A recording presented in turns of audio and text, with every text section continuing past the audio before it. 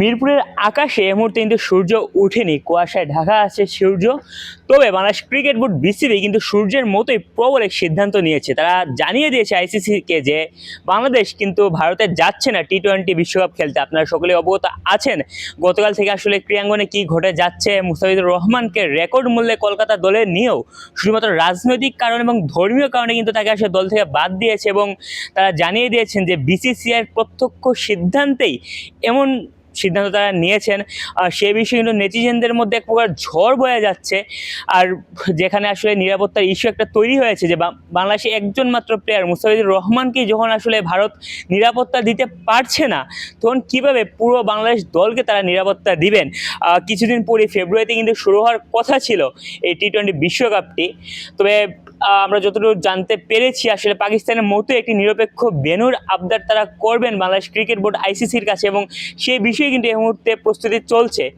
দর্শক, চলুন জেনে আসি আসলে এই মুস্তাফিজ ইস্যু, বাংলাদেশ দল পাঠাচ্ছে না, সমস্ত বিষয় আসলে কি ভাবছেন গণমাধ্যম কর্মীরা।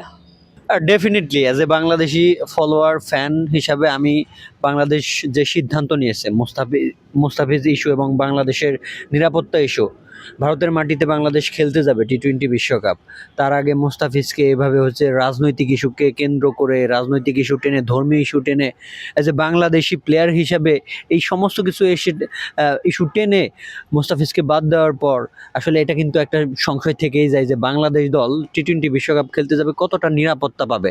ইতিমধ্যেই কিন্তু আমরা দেখেছি সামাজিক যোগাযোগ মাধ্যম থেকে শুরু করে এবং বিসিসিআইয়ের যে আসলে যে উদ্যোগটা, এটা কিন্তু আসলে আমাদের জন্য অসম্মানজনক এবং আমাদের জন্য ঝুঁকি। তো সেই ক্ষেত্রে যে বাংলাদেশ দল টি-20 বিশ্বকাপ খেলতে যাবে না। ইতিমধ্যেই বিসিবি সিদ্ধান্ত নিয়েছে, খুবই কার্যকরী সিদ্ধান্ত। কেননা যেখানে আপনার সম্মান থাকবে না, যেখানে আপনার নিরাপত্তা থাকবে না, সেখানে আপনার যাওয়াটা সত্যি বলতে একেবারে মূল্যহীন, অবভিয়াসলি নিন্দনীয়। আপনার প্রত্যেকটা জিনিসের আলাদা সাইড আছে। রাজনীতির একটা আলাদা সাইড, ক্রিকেট, ফুটবল বা স্পোর্টস এটা আলাদা সাইড। এইখানে কেন আপনি রাজনীতিকে টানবেন? বাংলাদেশে কিন্তু গত আগের মাসেই কিন্তু বাংলাদেশে এসেছিল ভারত দল, ফুটবল দল। তারা বাংলাদেশে খেলে গেল। তাদেরকে কতটা সম্মানের সাথে আমরা যে গ্রহণ করেছি এবং কতটা সম্মানের সাথে, কতটা সিকিউরিটি দিয়ে তাদেরকে আমরা যে বাংলাদেশ থেকে তারা যে প্রস্থান করেছে, প্রত্যেকটা কিছুই কিন্তু বাংলাদেশ গুরুত্বপূর্ণ ভূমিকা পালন করছে, বাংলাদেশের আইন শৃঙ্খলা বাহিনী থেকে সব কিছুই।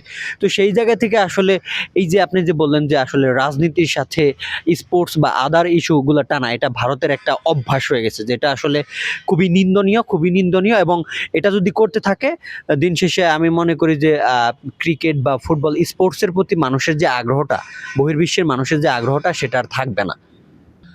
প্রথমে আপনাকে একটা বিষয় অবগত জানাতে চাই যে বিসিবি ইতিমধ্যে যে দল না পাঠানোর যে ঘোষণাটা দিয়েছে এবং সিদ্ধান্তটা নিয়েছে, এটাকে আমি রেসপেক্ট করি। কারণ এক মুস্তাফিজুর রহমানকে আপনি নিরাপত্তা ইস্যু দিতে পারবেন না, তাহলে গোটা একটা বাংলাদেশ টিম যখন ইন্ডিয়াতে কলকাতা খেলতে যাবে, তখন আপনি বিষয়টা নিশ্চিত কিভাবে করবেন যে আপনি তাকে নিরাপত্তা দিবেন।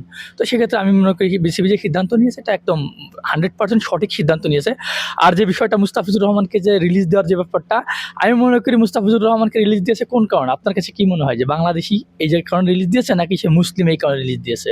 এখানে দুইটা প্রশ্ন কিন্তু আমার মনের ভিতরে কিন্তু ঘুরপাক খাইতে পারে যে এগুলো কি কারণে তাকে রিলিজ দিতে পারে। সে কি মুসলিম এই কারণে, নাকি সে বাংলাদেশি এই কারণে?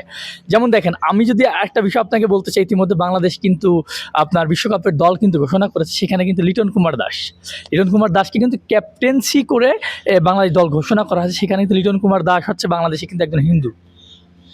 সরি টু সে, আমি ওইভাবে কথা বলতে চাচ্ছি না, যেটা বোঝাতে চাচ্ছি যে বাংলাদেশ ক্রিকেট বোর্ড যেটা চিন্তা করেছে যে না, দল বল নির্বিশেষে, ধর্ম বর্ণ গণ নির্বিশেষে সে একজন মানুষ, সে একজন ক্রিকেটার।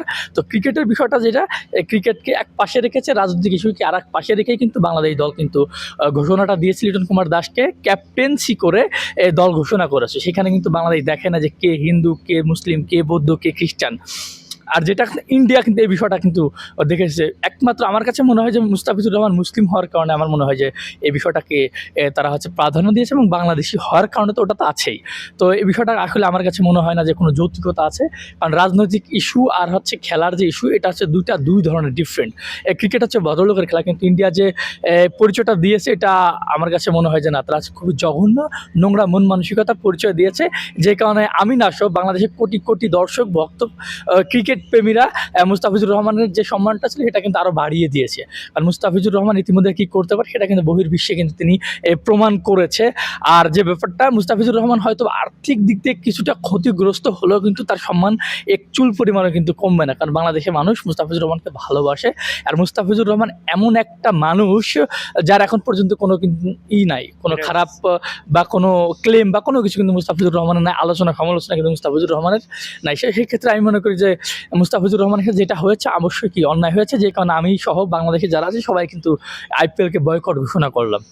অবশ্যই নিন্দনীয়। আমার কাছে মনে হয় যে বাংলাদেশ আইসিসিকে এটার বিষয়ে কমপ্লেন জানানো উচিত, এবং অবশ্যই জানাইছে যে বিশ্বকাপে খেলতে যাবেন, এই বিষয়ে কিন্তু কমপ্লেন জানাইছে যে আমরা ইন্ডিয়াতে খেলতে যাবো না, কারণ নিরাপত্তা কে দেবে। আর মুস্তাফিজুর রহমানের ক্ষেত্রে যেটা হয়েছে এটা অবশ্যই কি নিন্দনীয় একটা কাজ। আপনারা মুস্তাফিজুর রহমানকে নিলাম থেকে কিনলেন, ডাকলেন, আমন্ত্রণ করলেন, আমন্ত্রণ করে আবার আপনি সেখান থেকে তাকে বাদ দিয়ে দিচ্ছেন, ব্যাপারটা অবশ্যই কি জঘন্যতম নিন্দনীয়। আপনি আপনার বাসায় যদি আমাকে ইনভাইট করেন, আমি আপনার বাসায় গেলাম এবং আপনি আমাকে ইনভাইট করে নিলেন, এরপর কি আপনি আমাকে অপমান করে পাঠিয়ে দিলেন, ব্যাপারটা তেমনই হলো। আপনারা নিলামে নিলেন, ড্রাফটে নিলেন, নিলাম থেকে কিনলেন, কেনার পর আপনারা বাদ দিয়ে দিবেন, মানে ব্যাপারটা হচ্ছে এরকম ছেলে খেলার মতো, খেললাম না খেললাম, ব্যাপারটা হচ্ছে মুস্তাফিজুর রহমানের সাথে কিন্তু এরকমটাই তারা করলো ইন্ডিয়া।